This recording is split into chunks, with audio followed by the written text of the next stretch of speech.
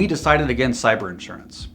When we hear a statement like that, when someone says they decided against cyber insurance, my first thought is either they don't know what their risk is, or maybe they're just cheap, possibly even they already had an incident and consider themselves uninsurable.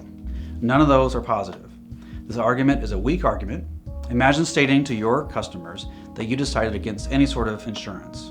Most customers want to know their vendors are doing everything possible to protect the customer. Because all my data is in a cloud application, cyber insurance does not apply to me. We understand the logic of pushing all your liability to the cloud, but in cloud services, there's a term called shared responsibility, which means there's literally a shared responsibility between the service provider and the data owner. With cloud services, the data owner is typically not the service provider, but the customer. And that means that because the customer owns the data, the customer is responsible for protecting the data. Protecting the data covers all aspects of data access, including multi-factor authentication, and permissions, and all the other things that you would do in an application that was on your server in your office. So in the case of trying to push liability to the cloud application provider, our response is good effort, but that's been tested and defined before.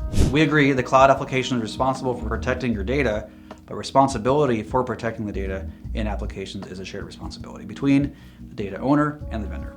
Data ownership is mostly defined in the terms of service, so for every service provider, you'll need to read the agreement carefully and determine who owns the data. Every service provider may want to use the data, but I highly doubt they will claim ownership of the data. Lastly, the person in the organization who's ultimately responsible for the data is clearly defined depending on the structure of the organization. What is interesting about this is that in the end, it's not IT, it's not the help desk or the receptionist or the office manager.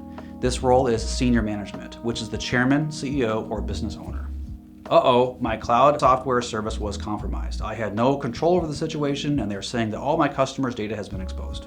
What should we do now? This topic is far too involved to discuss here, but it's something to consider. So think about what would you do if your most important application was compromised? What would you do if your most important application was down and not available? This is something to consider. Could I have done anything differently? This is a good question. After any incident of any size, you really need to revisit what caused the problem and see what you could do differently. This is referred to as post-mortem analysis afterwards and tabletop exercises prior to the incident. Even in a post-mortem situation, it's good to review and decide what you want to change, if anything. What do you recommend?